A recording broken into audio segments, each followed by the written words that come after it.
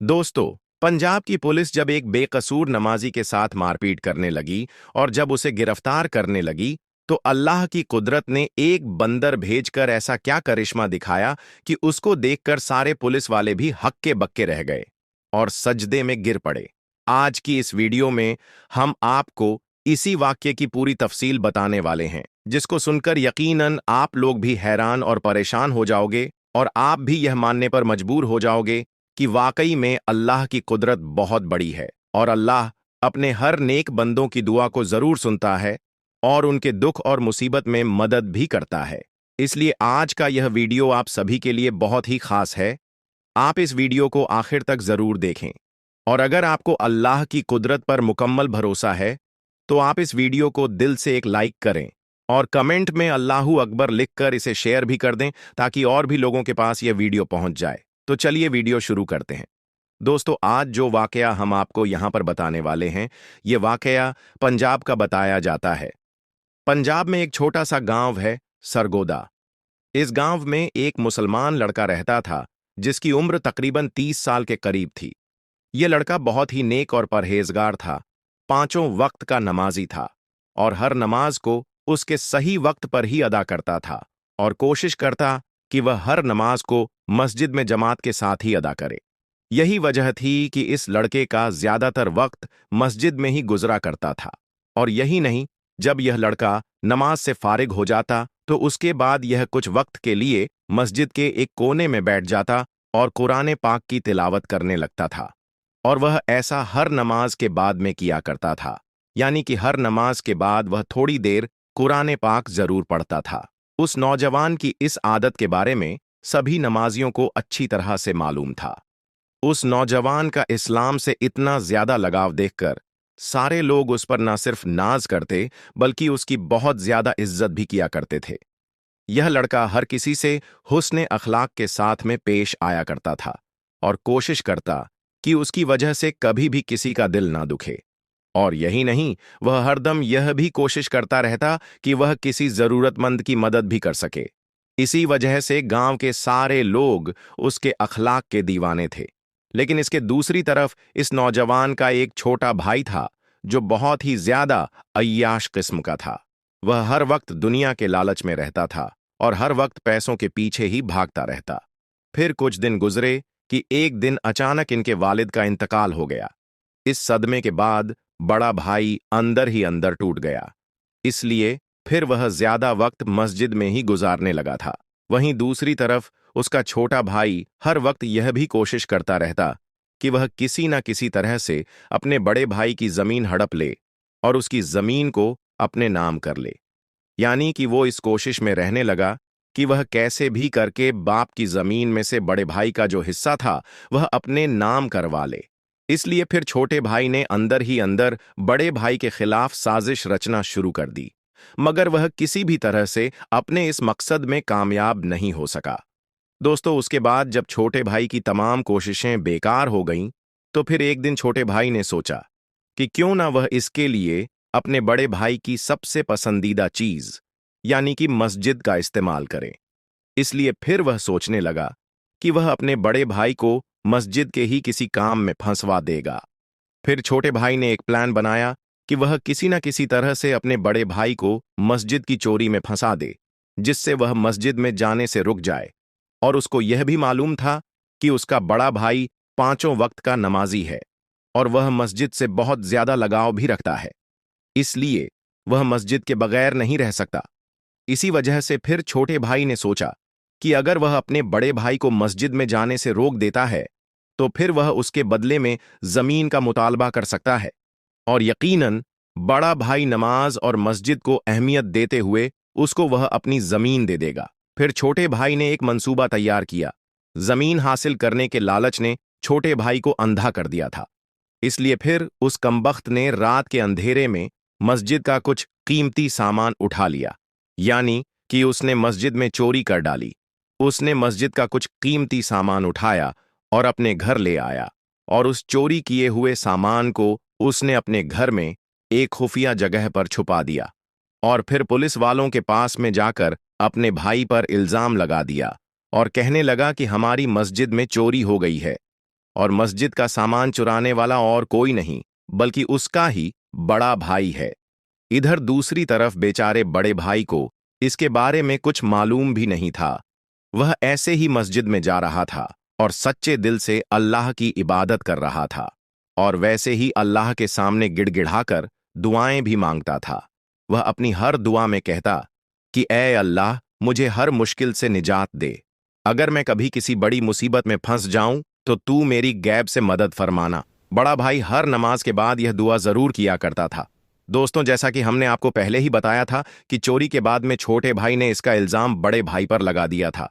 इसलिए फिर अगले रोज बड़ा भाई नमाज के लिए मस्जिद की तरफ जा रहा था तो पुलिस उसको ढूंढते ढूंढते उसके पास आ पहुंची और मस्जिद के दरवाजे पर पहुंचकर पुलिस के लोगों ने उस नौजवान से कहा कि तुम्हें गिरफ्तार किया जाता है। तो यह सुनकर बेचारा बड़ा भाई बहुत घबरा गया और पुलिस वालों से पूछने लगा कि मैंने क्या किया है, मेरी क्या गलती है, मेरा कसूर क्या है, मैंने क्या जुर्म किया है, आप मुझे क्यों गिरफ्तार कर रहे हो? बराए मेहरबानी आप मुझे मस्जिद के अंदर जाने दें, मुझे नमाज के लिए देरी हो रही है। इस पर पुलिस वालों ने उसे बताया कि तुम पर मस्जिद का कीमती सामान चुराने का इल्जाम लगा हुआ है, इसलिए हम तुम्हें गिरफ्तार करते हैं। यह सुनकर बेचारा वह बड़ा भाई हक्का बक्का रह गया और सोचने लगा कि यह कैसे मुमकिन है और उस पर यह इल्जाम किसने लगाया होगा, लेकिन उसे कुछ भी समझ में नहीं आ रहा था। इसलिए वह वहीं जमीन पर बैठ गया और अल्लाह से मदद की गुहार लगाने लगा और अल्लाह से दुआ करने लगा। वह कहने लगा, या अल्लाह, मेरी इस मुसीबत की घड़ी में मेरी मदद फरमा। अल्लाह, तू तो जानता है कि मैं चोर नहीं हूं, मैं कभी किसी की चोरी नहीं कर सकता और ना ही मैंने मस्जिद से यह कीमती सामान चुराया है। या अल्लाह, अपनी कुदरत से कोई ऐसी करिश्मा दिखा कि सब लोग यह मानने पर मजबूर हो जाएं कि मैं बेकसूर हूं। दोस्तों, पुलिस को मस्जिद के दरवाजे पर देखकर आसपास के बहुत सारे लोग भी जमा हो गए और वह सब के सब पुलिस वालों से कहने लगे कि इस लड़के को हम अच्छी तरह से जानते हैं, यह लड़का बेकसूर है, क्योंकि यह लड़का 5 वक्त की नमाज पढ़ने के लिए इस मस्जिद में आता है और इस लड़के के अखलाक भी बहुत अच्छे हैं। इसलिए हम सब गवाही देते हैं कि यह लड़का बहुत नेक है, यह कभी भी मस्जिद से चोरी नहीं कर सकता है। इसलिए जिसने भी इस लड़के पर इल्जाम लगाया है वह सरासर झूठा है। मगर उन लोगों की गवाही सुनकर पुलिस के लोग नहीं माने और कहने लगे कि हमको इस लड़के के खिलाफ पुख्ता सबूत मिला है, इसलिए हम इसको गिरफ्तार करेंगे। इतने में उस लड़के का छोटा भाई भी वहां पर आ पहुंचा और फिर वह अपने बड़े भाई को एक तरफ ले जाकर कहने लगा कि यह सब मेरा किया धरा है, मैंने ही तुम पर यह इल्जाम लगाया है। अगर तुमको तुम्हारी इज्जत प्यारी है तो तुम अपनी सारी जमीन मेरे हवाले कर दो, यानी तुम्हारे हिस्से में जो जमीन आई है वह मेरे नाम कर दो। मैं तुम्हारी इज्जत बचा लूंगा और तुम्हें जेल जाने से रोक दूंगा और मस्जिद का कीमती सामान जो मैंने छुपा रखा है उसको मैं पुलिस के हवाले कर दूंगा। तो यह सुनकर बड़े भाई को बड़ा दुख हुआ। वह समझ गया था कि यह सब उसके इस छोटे भाई ने किया है। दोस्तों, अभी वह छोटा भाई अपने बड़े भाई को यह सब बातें बता ही रहा था कि इतने में अल्लाह की कुदरत से कहीं से एक बंदर नमूदार हुआ। उसके एक हाथ में मस्जिद का वह कीमती सामान था जिसको छोटे भाई ने मस्जिद से चुराकर अपने घर में छुपाया था। ये देखते ही छोटे भाई के चेहरे का रंग उड़ गया। पुलिस वाले भी बंदर के हाथ में मस्जिद का चोरी हुआ सामान देखकर हैरान रह गए। उनको मालूम चल गया कि वह जिस लड़के को गिरफ्तार करने वाले थे वह तो बेकसूर है। फिर उस बंदर ने उन पुलिस वालों को साथ ले जाकर बता दिया कि उसने छोटे भाई के घर से ही सामान उठाया है। इसलिए फिर पुलिस वालों को मालूम चल गया कि मस्जिद से यह सामान छोटे भाई ने ही चुराया है और फिर यूं सबको मालूम चल गया कि असल चोर तो उसका छोटा भाई है। फिर पुलिस वालों ने छोटे भाई को गिरफ्तार कर लिया और जब उससे पूछताछ हुई तो फिर यह सारी बातें छोटे भाई ने पुलिस वालों को बता दी।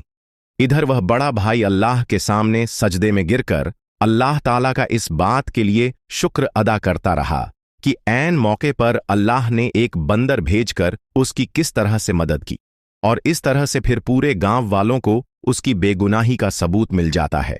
यह देखकर सबका अल्लाह पर भरोसा और भी ज्यादा मजबूत हो गया।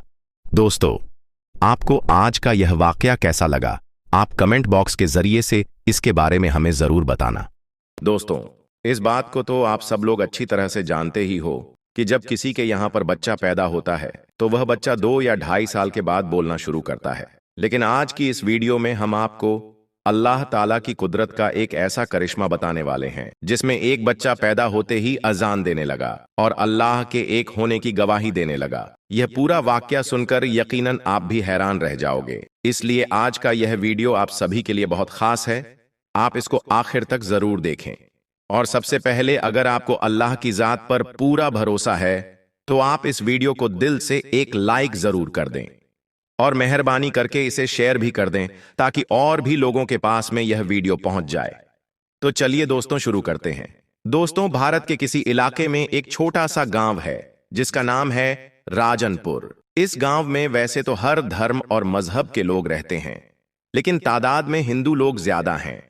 इसी गांव में हमीद और सारा नाम का एक मुस्लिम जोड़ा रहता था, जो गरीब जरूर थे मगर सच्चे दिल वाले थे। इनकी शादी को 10 साल का वक्त गुजर चुका था, मगर अभी तक यह औलाद जैसी नेमत से महरूम थे।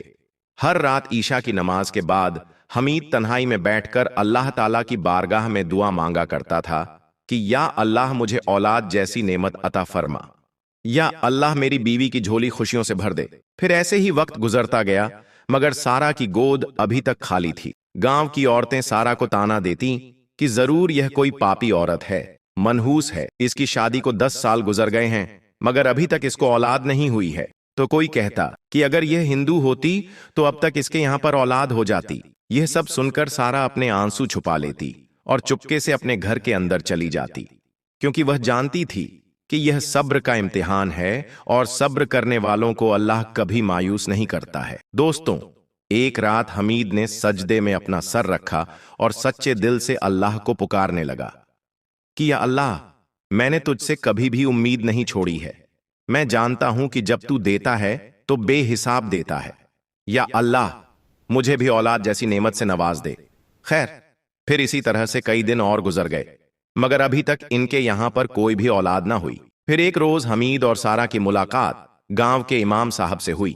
उन्होंने कहा कि बेटा, सदका दो, किसी भी जरूरतमंद की मदद करो, चाहे वह हिंदू हो या मुसलमान। अल्लाह गरीबों की मदद करने वालों को बहुत पसंद करता है। इमाम साहब ने कहा, अगर तुम्हारे अच्छे किरदार से किसी का दिल रोशन हो जाए तो वह तुम्हारे लिए दुआ जरूर करेगा, और कौन जानता है कि वही दुआ तुम्हारे हक में कबूल हो जाए। इसके बाद हमीद और सारा ने इमाम साहब की नसीहत को दिल से अपना लिया। अब वह अपनी मामूली आमदनी में से थोड़ा थोड़ा पैसा बचाकर कभी किसी भूखे को खाना खिला देते थे तो कभी किसी गरीब को कपड़ा पहना देते थे। मगर दूसरी तरफ लोगों की जुबान चलती रही, लोगों के ताने जारी रहे, मगर इस जोड़े ने कभी भी अपनी उम्मीद के दिए को बुझने ना दिया। दोस्तों, फिर एक रात अचानक से सारा की तबीयत बिगड़ गई। यह देखकर हमीद बहुत घबरा गया और फौरन ही वह सारा को एक करीबी हॉस्पिटल में ले गया, जहां पर डॉक्टरों ने सारा की कई तरह की जांचें की। रिपोर्ट देखकर डॉक्टरों ने कहा, मुबारक हो, आपकी बीवी उम्मीद से है, यानी कि प्रेग्नेंट है। यह सुनकर हमीद खुशी से उछल पड़ा। हमीद की आंखों में खुशी और सजदाए शुक्र एक साथ उतर आए। यह सुनकर सारा की आंखें भी आंसुओं से भीग गई और वह भी दिल ही दिल में अल्लाह का शुक्र अदा करने लगी। इसके बाद सारा और हमीद खुशी खुशी अपने घर लौटे और घर आकर अपने आस पड़ोस के लोगों को यह खुशखबरी सुनाई। यह सुनकर किसी ने इन्हें दुआ दी कि अल्लाह इन्हें ढेर सारी खुशियां दे, तो किसी ने जलन में ताना मारा कि पता नहीं ये पाप किसका है और इनका यह बच्चा ठहरेगा या नहीं। खैर दोस्तों, अब वक्त गुजरता गया, यहां तक कि बच्चे की पैदाइश का आखिरी वक्त भी आ गया, जिसका बरसों से इंतजार था। एक रात अचानक से सारा के पेट में दर्द होने लगा तो हमीद जल्दी करके सारा को एक करीबी हॉस्पिटल में ले गया। हॉस्पिटल में जाते ही सारा को भर्ती कर लिया गया। अब हमीद बाहर बैठा हुआ तस्बीह के दाने घुमा रहा था और दिल ही दिल में अल्लाह से एक ही दुआ कर रहा था, या अल्लाह, मेरी बीवी और बच्चे की हिफाजत फरमा। फिर डॉक्टरों ने देखा कि बच्चा उल्टी पोजीशन में है, इसलिए नॉर्मल डिलीवरी नहीं हो सकती है। इसके बाद फौरन ही सारा का ऑपरेशन किया जाने लगा। अब इधर बाहर बैठा हुआ हमीद दिल ही दिल में अल्लाह से दुआ कर रहा था। इतने में अचानक से हमीद ने एक बच्चे की रोने की आवाज में अजान को सुनी। यह सुनकर हमीद हैरान रह गया। फिर करीब 1 घंटे बाद एक नर्स बाहर आई। उसके चेहरे पर हैरानी थी। उसने आकर कहा कि आप अंदर आ जाइए मगर शोर ना करें। हमीद ने जल्दी से अपने कदम आगे बढ़ाए। अंदर जाकर देखा कि सारा बेहोशी की हालत में है और एक डॉक्टर की गोद में एक नन्हा सा बच्चा है जिसकी आवाज कुछ अलग तरह की थी। उसके मासूम होठों से वह आवाज निकल रही थी जो किसी और बच्चों की तरह ना थी। वो नन्हा बच्चा रो रहा था मगर उसके रोने की आवाज में अजान की आवाज बाहर निकल रही थी। यह देखकर सारे डॉक्टर और नर्स भी हैरानी से उस बच्चे की तरफ देख रहे थे। इसके बाद डॉक्टर ने बच्चे को हमीद की तरफ बढ़ाते हुए कहा, मुबारक हो, आपका बच्चा मुकम्मल तौर पर सेहतमंद है, मगर इसकी आवाज हैरान करने वाली है। हमीद के हाथ कांप रहे थे। उसने फौरन ही अपने बच्चे को उठाया। उसे ऐसा लग रहा था जैसे उसने कोई इलाही अमानत थाम ली हो। फिर हमीद ने अपने दिल ही दिल में सजदाए शुक्र अदा किया और अपने बच्चे को सीने से लगा लिया। दूसरी तरफ सारे डॉक्टर और नर्स उस बच्चे को हैरानी से देख रहे थे और बातें कर रहे थे कि यह इनका कोई जादू तो नहीं है, कहीं इनकी यह कोई चाल तो नहीं है। मगर सच तो यह था कि यह बच्चा कुदरत का एक करिश्मा था। खैर, फिर थोड़ी देर के बाद बच्चे की आवाज धीरे धीरे थम गई। फिर जब सारा को होश आया तो उसने पूछा कि मेरा बच्चा कहाँ है। हमीद ने फौरन ही बच्चे को उसे दे दिया और कहा कि तुम्हारा यह बच्चा कुछ अजीब तरह से रोया है। इसके रोने की आवाज में अजान की आवाज बाहर आ रही है। यह सुनकर सारा की आंखें आंसुओं से तर हो गईं। फिर उसने फौरन ही अपने बच्चे को सीने से लगा लिया और कहा कि या अल्लाह, तेरा शुक्र है, तूने मुझे इस काबिल समझा। यह जो कुछ भी है यह सब तेरा करम है। दोस्तों, अब जैसे ही यह खबर बाहर निकली कि फलां हॉस्पिटल में एक अजीब बच्चा पैदा हुआ है जो पैदा होते ही अजान दे रहा है, तो यह सुनकर गांव के सारे लोग, जिनमें हिंदू भी थे और मुसलमान भी थे, वह सब भी हॉस्पिटल में पहुंच गए। हिंदुओं में शक था, वह कह रहे थे कि यह कोई जादू है, जबकि मुसलमानों को अपने अल्लाह पर पूरा भरोसा था। वह कह रहे थे कि अल्लाह की जात बहुत बड़ी है, अल्लाह चाहे तो कुछ भी हो सकता है। खैर, फिर 2 दिन के बाद इनको हॉस्पिटल से छुट्टी दे दी गई। अब हमीद और सारा जैसे ही अपने घर पहुंचे तो यह बात हर तरफ फैल गई कि हमीद के घर पर एक करामाती बच्चा पैदा हुआ है जो पैदा होते ही अजान देने लगा है। यह सुनकर कुछ लोग इन्हें मुबारकबाद देने के लिए आए तो कुछ लोग सिर्फ इस करामाती बच्चे को देखने के लिए आने लगे। और यही नहीं, गांव के कुछ बुजुर्ग भी इस बच्चे को देखने के लिए हमीद के घर आए। उनमें से किसी ने इस बच्चे को भगवान का चमत्कार कहा तो किसी ने अल्लाह का अनमोल तोहफा कहा। मगर इनके बीच में एक ऐसा हिंदू शख्स भी था जिसको यह सब ढोंग लग रहा था। वह जगह जगह पर कहने लगा कि यह सब एक ड्रामा है, हमीद यह सब शोहरत पाने के लिए कर रहा है। मगर फिर जब वह खुद हुसैन को देखने के लिए आया तो उनकी आंखों के सामने एक मासूम बच्चा था जो अपनी मां की गोद में खामोशी से सोया हुआ था। ना ही कोई आवाज थी और ना ही कोई चमक थी। वो हिंदू शख्स अपने तंज भरे लहजे में कहने लगा, बस यही है तुम्हारी करामात? और वह मुस्कुराता हुआ चलने लगा। इतने में उस बच्चे ने रोना शुरू कर दिया। उसके रोने की आवाज में अजान की मधुर आवाज गूंजने लगी। यह सुनकर वो हिंदू शख्स हैरान रह गया और फौरन ही घर से निकल गया। दोस्तों, फिर कुछ दिनों के बाद गांव के इमाम साहब ने मस्जिद से ऐलान किया कि इस करामाती बच्चे का अकीका किया जाएगा।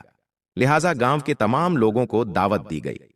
फिर जब अकीके का दिन आया तो नजारा वाकई काबिले तारीफ था।